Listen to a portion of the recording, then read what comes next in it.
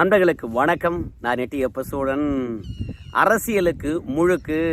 சசிகலா ஆட்டம் close. Panneerselvam தேர்தலுக்கு பிறகு எங்கே போனார்? ஏன் மௌனமாக இருக்கின்றார்? பன்னீர்செல்வத்துடைய வெற்றி எப்படி இருக்க போகுது? எல்லாவற்றையும் அந்த வீடியோவில் விரிவாக பார்த்து விடலாங்க. சசிகலா பொறுத்த வரைக்கும் சிறையிலேருந்து வெளியே வந்த பிறகு ஜெயலலிதா இடத்துல அதிரடி அரசியலை கற்ற அவங்க எடப்பாடி பழனிசாமியிடம் இருந்து கண்டிப்பாக கட்சியை கைப்பற்றுவார்கள். அதே எடப்பாடி பழனிசாமியை முதலமைச்சர் ஆக்குனதே இந்த சசிகலா தான். இந்த சசிகலாவுக்கு தெரியாதா எடப்பாடி பழனிசாமியை அரசியலை விட்டு அப்புறப்படுத்துவதற்கு? சசிகலா மட்டும் சிறையிலேருந்து வந்துட்டாங்கன்னா ஒட்டுமொத்த எம்எல்ஏக்களும் ஒட்டுமொத்த எம்பிக்களும் கட்சி நிர்வாகியும் சசிகலா பின்னாடி போயிடுவாங்க. அதனால் சசிகலா சிறையிலிருந்து வருவதற்கு தான் தாமதம். வந்தாங்கன்னா அதிமுகவில் பெரிய மாற்றம் ஏற்படும். அவங்களுடைய அதிரடி அரசியலை நிச்சயமாக இனிமே தான் நம்ம பார்க்க போகிறோம். முதலமைச்சர் ஆக போகிறோம் என்று நினைச்சவங்களுக்கு சிறை தண்டனை பரிசாக கிடைச்சது. அதனால் பாஜக மீதும் கொலவரியில் இருக்கிறாங்க. ஏன்னா இந்த எடப்பாடி பழனிசாமி பாஜகவுடன் கூட்டு சேர்ந்து கொண்டு சசிகலா, தினகரன் மற்றும் பன்னீர்செல்வம் இவங்களுக்கு எதிராக செயல்பட்டுக்கிட்டு இருக்காரு. சசிகலா வந்தாங்கன்னா ஒரு முடிவை கட்டிடுவாங்க. சசிகலா வரவுக்காக தான் காத்துட்டு இருக்காங்க அப்படியெல்லாம் பேசப்பட்டது. சசிகலா சிறையிலேருந்து விடுதலை ஆகிறாங்க அப்படின்னு சொன்ன பிறகு தினகரனை பொறுத்த வரைக்கும் எவ்வளவு செலவு பண்ண முடியுமோ அவ்வளவு செலவு பண்ணார். ஏன்னா எடப்பாடி பழனிசாமியை தினகரன் அவர்களால் எதிர்கொள்ளவே முடியலை. கடைசி வரைக்கும் எடப்பாடி பழனிசாமியுடன் மோதி விட்டு தனியாக கட்சி தொடங்குற அளவுக்கு போயிட்டார். ஆனால் சசிகலா கண்டிப்பாக எடப்பாடி பழனிசாமி வீழ்த்திடுவாங்க அப்படின்னு சொல்லிட்டு நினச்சாங்க. அதனால தான் பரப்பரான அக்ரஹார சிறையில் இருந்து தமிழகத்தில் சென்னை வரைக்கும் மிகப்பெரிய பூ அலங்காரம், பா அலங்காரம் என்று வரவேற்பு என்று அதகலம் அடைந்தது. ஆனால் சசிகலா அவர்களும் சிறையிலேருந்து வந்தாங்க. வந்த உடனே இப்போ தானே சிறையிலேருந்து வந்திருக்காங்க. இந்த 4 ஆண்டு காலத்தில் தமிழகத்தில் அரசியல் களமானது ஏகத்துக்கு மாறி போயிருக்கிறது. இந்த 4 ஆண்டு காலத்தில் என்ன நடந்ததோ எல்லாவற்றையும் ஸ்டடி பண்ணிவிட்டு அதற்கு பிறகு அமர உக்காந்து எடப்பாடி பழனிசாமிக்கு எதிராக சூன்யத்தை வைப்பாங்க அப்படின்னு எல்லாருமே நினச்சாங்க. ஆனால் சசிகலா பொறுத்த வரைக்கும் சிறையிலேருந்து வந்தவங்க அப்படியே அமைதி ஆயிட்டாங்க. அந்த அமைதி எப்படி இருந்தது தெரியுமா? அளவு கடந்த பொறுமையாக மாறிப்போச்சு. இப்படி அளவு கடந்த பொறுமை என்பது அரசியல் களத்தில் அத்தியாயமே இல்லாத ஆக்கிடும். அந்த அளவுக்கு சசிகலா பொறுத்த வரைக்கும் அளவு கடந்த பொறுமை ஆயிட்டாங்க. அளவு கடந்த பொறுமையா? ஆமாங்க. அவங்களுடைய ஆதரவாளர்கள் சசிகலாவுக்கு எக்கச்சக்கமான பேர் இருந்தாங்க. சசிகலா எடப்பாடி பழனிசாமிக்கு எதிராக அதிரடியான நடவடிக்கைகள் இறங்க போகிறாங்க. அதற்கு பிறகு எடப்பாடி பழனிசாமியிடம் இருந்து நாமெல்லாம் போயிடலாம் அப்படின்னு சொல்லிட்டு எடப்பாடிக்கு பின்னாடி இருந்தவங்கெல்லாம் நினச்சாங்க.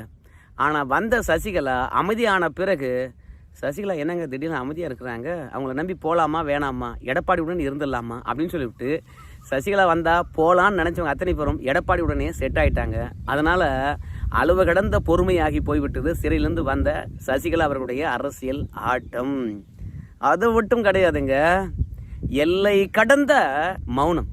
சசிகலா வந்த உடனே அவங்க பேச போகிற பேச்சானது அரசியல் களத்தில் புயலை கலப்ப போகுது அப்படின்னு நினச்சாங்க. ஆனால் நம்ம சொன்ன மாதிரி அளவு கடந்த மௌனமாகி போயிட்டாங்க. அவங்கள பொறுத்த வரைக்கும் இன்றைய சூழ்நிலை வரைக்கும் அவங்க அதிகபட்சமாக பேசின வார்த்தை என்ன தெரியுமா?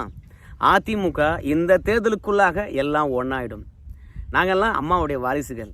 நாமெல்லாம் பிரிந்து இருந்தோம் என்றால் அரசியல் களத்தை யாராலும் எதிர்கொள்ள முடியாது, எதிரியை வீழ்த்த முடியாது. அதனால் நாமெல்லாம் ஒன்றா ஆக போகிறோம். அந்த தேர்தலுக்கு ஒன்றாயிடுவோம், இந்த தேர்தலுக்கு ஒன்றாயிடும். எனக்கு அம்மாவுடன் 32 ஆண்டு காலம் அனுபவம் இருக்குது. நிச்சயமாக ஒன்றா சேர்த்துருவேன். ஒரு தாய்க்கு தான் தெரியும் குழந்தைகளுடைய கஷ்டம். அதனால் தொண்டருடைய விஷயம், மனநிலை என்னன்றது எனக்கு தெரியும். நிச்சயமாக நான் சேர்ப்பேன். அதற்கான வேலையை தான் பார்த்துட்ருக்கேன். ஒவ்வொன்றா கை கூட்டிகிட்டு இருக்குது என்று அதிகபட்சம் பேசினது சசிகலா அவர்கள் இந்த வார்த்தை தான். அப்புறம் எடப்பாடி பழனிசாமிக்கு எதிராக அவங்க என்ன பண்ணாங்கன்னு கேட்டிங்கன்னா, சில ஆடியோக்களை வெளியிட்டாங்க, அவ்வளவுதான். சில இடங்களில் ஆன்மீக பயணம் போனாங்க, அவ்வளோதான். அதனால் சசிகலா பொறுத்த வரைக்கும் என்றைக்கும் வரமாட்டாங்க பொழுது அரசியல் களத்தில் அப்படின்னு சொல்லிட்டு அவங்க நிர்வாகிகள்லாம் ஒட்டுமொத்தமாக நம்ம சசிகலா விட்டு நீங்கிட்டாங்க. சசிகலா இன்றைக்கு தனிமரமாக இருக்கிறாங்க. முதல்ல 2021 சட்டமன்ற தேர்தலில் கண்டிப்பாக எடப்பாடி பழனிசாமி எதிர்த்து சசிகலா போட்டியிடவில்லை என்றாலும் கூட தினகரனுக்கு ஆதரவாக பிரச்சாரம் பண்ணுவாங்க அப்படின்னு சொல்லிட்டு நினச்சாங்க. அப்படி இல்லையா, தினகரனை எப்படியாவது அதிமுகவில் கொண்டு வந்து சேர்த்துருவாங்க அப்படின்னு நினச்சாங்க. அப்படி இல்லைனா கூட சசிகலா தன்னுடைய ஆளுமையை நிரூபிக்கும் விதமாக அவனுடைய ஆதரவாளர்களை எடப்பாடி பழனிசாமிக்கு எதிராக நிற்க வைத்து வெற்றி பெற்று காட்டி கட்சி எந்ததான் என் கூத்துட்டு போயா எடப்பாடி பழனிசாமி அப்படின்னு எல்லாரும் நினைச்சாங்க. இதை சசிகலா செய்ய போறாங்க என்று ஆணித்தரமாக நம்பிட்டு இருந்தாங்க. ஆனால் 2021 தேர்தலில் வாய்ஸும் கொடுக்கல. இரண்டாவது, கட்சி போகிற போக்கை நான் பார்த்துட்டு இருக்கேன்.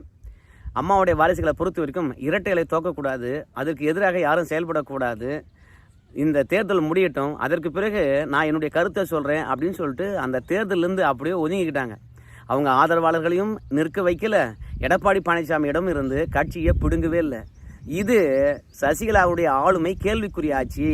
எடப்பாடியுடைய ஆளுமை பார்த்தீங்கன்னா கெத்த அரசியல் களத்தில் எழுந்து நின்றது. அதனால தான் சசிகலா வந்த பிறகு கூட எந்த ஒரு எம்எல்ஏவும் எம்பிக்களும் பார்த்தீங்கன்னா சசிகலாவை நோக்கி போகவே இல்லை. கடைசி வரைக்கும் எடப்பாடியுடனே நின்றுட்டாங்க.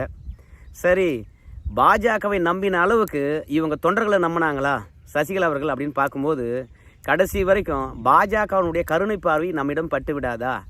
அதன் மூலமாக எடப்பாடி பழனிசாமிக்கும் எனக்கும் ஒரு தொடர்பை ஏற்படுத்த மாட்டாங்களா? நாம் எடப்பாடி பழனிசாமி கிட்ட போய் பேசி புரிய வைத்து கட்சியை கட்டுக்கோப்பாக நடத்த வேண்டும் என்றால் என்ன செய்யணும் என்ற பற்றி நான் சொல்லுவேன். எடப்பாடி பழனிசாமி ஏற்றுக்கொள்வார். அதன் மூலமாக கட்சியை ஒருங்கிணைத்து விடலாம்.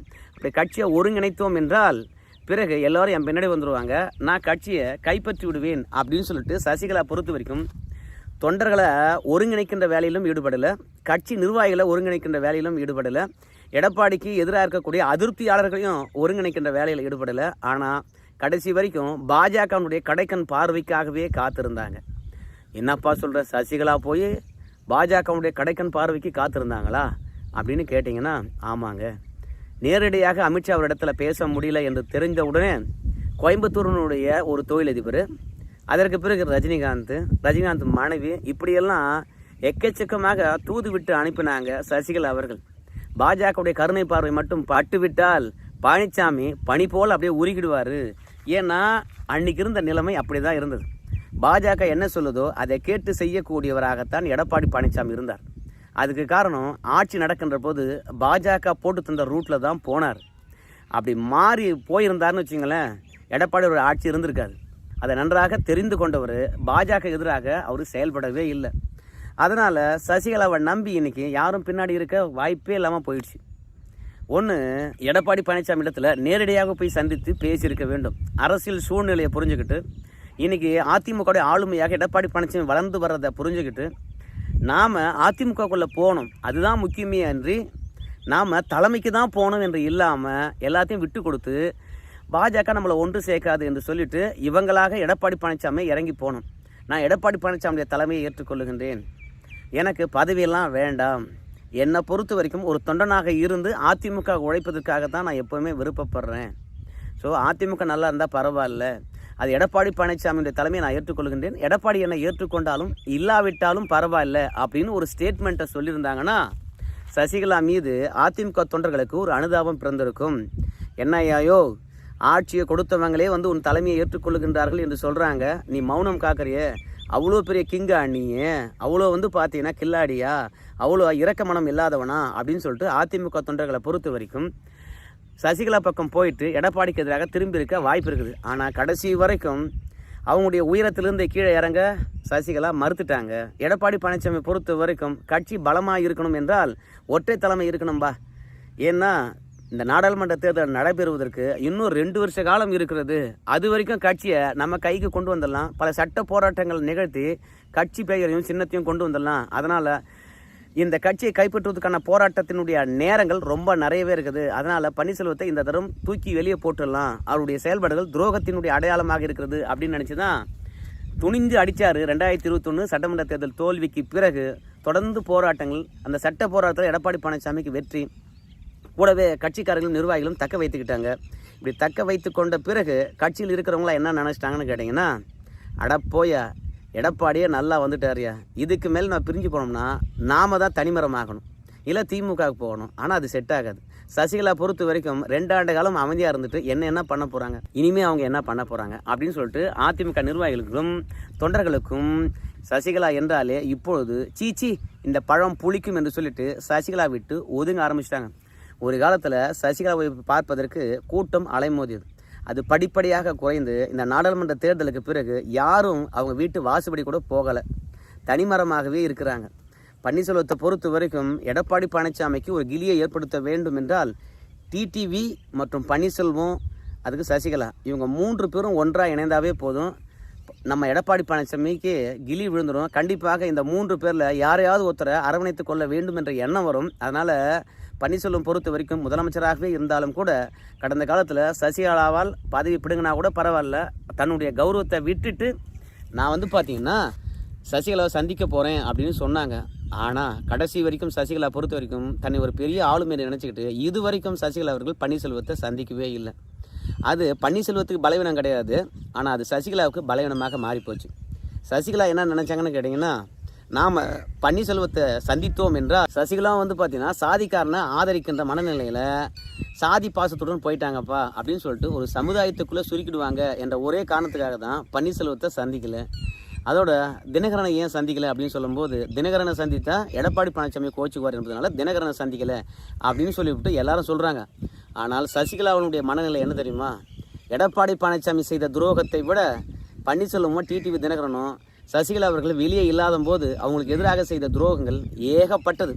அதனால தான் எடப்பாடி பழனிசாமி அரசியல் களத்தில் அதிமுகவை கைப்பற்றி மேலே மேலே போய்கிட்டே இருக்கின்ற போது கூட இந்த எடப்பாடி பழனிசாமியுடைய வளர்ச்சியை தடுத்து நிறுத்த வேண்டும் என்றால் கண்டிப்பாக இந்த 3 பேருடன் கைகோர்த்தே ஆக வேண்டும் என்று முடிவெடுத்திருப்பாங்க. ஆனால் எடப்பாடியை விட இந்த தினகரனும் பன்னீர்செல்வமும் துரோகத்தில் குறைந்தவர்கள் கிடையாது. அதனால் அவங்களுக்கு ஆதரவு தெரிவிக்கக்கூடாது என்பதற்காகத்தான் தனித்து நின்றாங்க. கடைசியில் பார்த்தீங்கன்னா அவங்கள இன்றைக்கு தனிமரமாக விட்டுட்டு எல்லாரும் காண்டிட்டாங்க. சசிகலாவுடன் இருந்தவங்க அத்தனை பேரும் எடப்பாடி பின்னாடி, பன்னீர்செல்வம் பின்னாடி இருந்தவங்களாம் இப்போ எடப்பாடி பின்னாடி, அமமுக பின்னாடி இருந்தவங்களாம் பார்த்தீங்கன்னா இப்போ எடப்பாடி பழனிசாமி பின்னாடி. ஏன் லேட்டஸ்ட்டாக பார்த்தீங்கன்னா இன்றைக்கி தான் நினைக்கிறேன் அமமுகவுடைய கட்சி பொருளாளர் இன்றைக்கி அதிமுக இணைந்திருக்கின்றார். இப்படி பன்னீர்செல்வம், டிடிவி, சசிகலா கூடாரங்கள் காலியாகிறது. தனிமரமாக ஆகிட்டு இருக்காங்க இந்த 3 பேரும். அதில் சசிகலா விரைவாக தனிமரமாக ஆகிட்டாங்க. இப்போ சசிகலா பொறுத்த வரைக்கும் எப்படியாவது ஒரு 4 தொண்டரையாவது தன் பக்கத்தில் வச்சுக்கணும் அப்படின்றதுக்காக எல்லா தொண்டர்களுக்கும் பார்த்திங்கன்னா கடிதம் எழுதியிருக்கின்றார்கள். அந்த கடிதம் என்னவாக இருக்கிறது? இந்த நாடாளுமன்ற தேர்தலினுடைய முடிவுக்கு பிறகு எல்லாரும் ஒன்றிணைந்து விடுவார்கள், கவலைப்படாதீங்க, தவறு செய்தவர்கள் திருந்தித்தான் ஆக வேண்டும், இந்த நாடாளுமன்ற தேர்தலுக்கு பிறகு திருந்தி விடுவார்கள், அதிமுக ஒன்றிணைச்செல்லாம் அப்படின்னு சொல்லிட்டு உறுப்பினர் படிவம் போன்று அதிமுக தொண்டர்கள், அதாவது சசிகலாவுடன் இருக்காங்களே ஒரு சில பேர், அவங்களுக்கு அனுப்பி வச்சுருக்காங்க. அவங்களுக்கு கடிதமும் எழுதியிருக்காங்க. தன்னுடன் யாரும் இல்லை என்று தெரிஞ்சுக்கிட்டு அவங்க இப்போ தான் பார்த்திங்கன்னா இந்த கிட்டத்தட்ட ஒரு 6 ஆண்டு காலத்துக்கு பிறகு கட்சி அப்படியே கைப்பற்றலாமா, இப்போ தான் அரசியல் களத்தில் இறங்கலாமா என்று மெல்ல கால் வைக்கின்ற தருணத்தில் அவங்க கூட யாருமே கிடையாது, தனிமரமாக நிற்கிறாங்க. இதற்கு காரணம் நம்ம ஆரம்பத்தில் சொன்னோம் பார்த்தீங்களா, அளவு கடந்த பொறுமையும் எல்லை கடந்த மௌனமும் சசிகலாவை அரசியல் களத்திலிருந்து துரத்தி விட்டுடுச்சு. பன்னீர்செல்வத்தை பொறுத்த வரைக்கும் இந்த நாடாளுமன்ற தேர்தல் முடிந்த பிறகு அவர் அரசியல் களத்தில் இருக்கிறதா இல்லையான்னு கூட தெரியல, எந்தவித பேட்டியும் பார்க்க முடியல.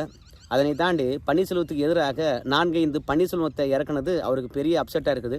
அவருடைய சின்னத்தை பொறுத்த வரைக்கும் 22வது இடத்துல வச்சுட்டாங்க. அதனால் இவருக்கு ஓட்டு விழுந்திருக்காதா என்று தெரியல. அவருடன் இருந்தவங்ககிட்டலாம் பார்த்திங்கன்னா என்னுடைய சின்னத்தை தேடி பார்த்து வாக்களிச்சிருப்பாங்களா, பன்னீர்செல்வம் கூட ரெட்டையில் தான் இருக்கிறாருன்னு நினச்சிக்கிட்டு எல்லோரும் ரெட்டையில் ஓட்டு போட்டிருப்பாங்களே, நான் மட்டும் தோத்துட்டேன்னா என்னுடைய அரசியல் களம் அவ்வளவுதானே அப்படின்னு சொல்லிட்டு புலம்பிக்கிட்டு இருக்காராம். ஆனால் இன்னும் சில பேர் பன்னீர்செல்வத்துக்கு ஆதரவாக சொல்கிறாங்க, ஒரு தலைவனுக்கு இருக்கக்கூடிய தகுதி பன்னீர்செல்வத்துக்கு இருக்கிறது. ஒரு புயல் என்று வந்துவிட்டால் அந்த புயலில் முதல்ல இறங்கி மக்களை காப்பாற்றுகின்றவன் தான் தலைவனாக இருப்பான். பன்னீர்செல்வத்துக்கு நிறைய சவால் இருக்குது. கட்சி கிடையாது, பெயர் கிடையாது, சின்னம் கிடையாது, அதனையும் தாண்டி அவர் பின்னாடி பெரிய எந்த கட்சியும் கிடையாது. இருந்தாலும் தொண்டர்களை இறக்காமல் அவரே போய் இறங்குறார். அவருக்கு நன்றாக தெரியும் நம்ம சுயாட்சி சின்னத்தில் தான் நிற்க போகிறோம், அந்த சுயாட்சி சின்னமானது எங்கே இருக்கும்னு தெரியும், அந்த சின்னத்தை பார்த்து வாக்களிப்பாங்களா, அது மூலம் வெற்றி அடைவோமா என்ற எல்லா சந்தேகமும் இருக்கும். இப்படி எல்லா சந்தேகமும் இருந்தால் கூட ஒரு தலைவனுக்கு இருக்கக்கூடிய பண்பு நாம தான் சோதனையை எதிர்கொள்ள வேண்டும் என்று நினைத்து துணிச்சலாக அரசியல் களத்தில் இறங்கியிருக்கார். பன்னீர்செல்வத்துக்கு நன்றாகவே தெரியும் நாம் தோல்வி அடைவோம் என்று சொல்லிட்டு அதை நானே பார்த்துக்கிறேன் என்று துணிச்சலாக இறங்கியிருப்பதனால பன்னீர்செல்வம் பார்த்தீங்கன்னா ஒரு தலைவனாக மெர்ஜாக இருக்கிறாரு. அவருடைய தோல்வி இன்னும் நிறைய பாடங்களை கற்றுக் கொடுக்கும் அப்படின்னு அரசியல் விமர்சகர்கள் சொன்னாலும் பன்னீர்செல்வத்தை பொறுத்த வரைக்கும் ஏற்கனவே எடப்பாடி பழனிசாமி தோற்றுட்டார். இப்போ நான் இந்த எலெக்ஷனில் தோத்தேன்னா அதற்கு பிறகு அரசியல் விட்டு ஓட வேண்டியதாக இருக்குமே என்று கூட இருக்கிறவங்க கிட்ட புலம்பிக்கிட்டு இருக்கின்றாராம். சரி, அதனால தான் இந்த தேர்தல் நடந்து முடிந்த பிறகு எத்தனையோ அரசியல் நிகழ்வுகளும் மாற்றங்களும் நிகழ்கின்ற போது எதற்குமே கருத்து தெரிவிக்காமல் அமைதியாக இருக்கின்றாராம் பன்னீர்செல்வம். சரி, பொறுத்து வந்து பார்ப்போம். அரசியல் களத்தில் சசிகலா அவர்கள் புதிய முயற்சி எடுத்திருக்கிறாங்க. தொண்டர்களுக்கு கடிதம் எழுதியிருக்கின்றார்கள். அந்த கடிதமானது அவங்களுக்கு கை கொடுக்க போதா, பன்னீர்செல்வம் வெற்றி பெற்று மீண்டும் அதிமுக கைப்பற்ற போகிறாரா, அண்ணாமலை சொன்ன மாதிரி எல்லாவற்றையும் நம்ம பொறுத்து வந்து தான் பார்க்கணுங்க. நன்றி நண்பர்கள்.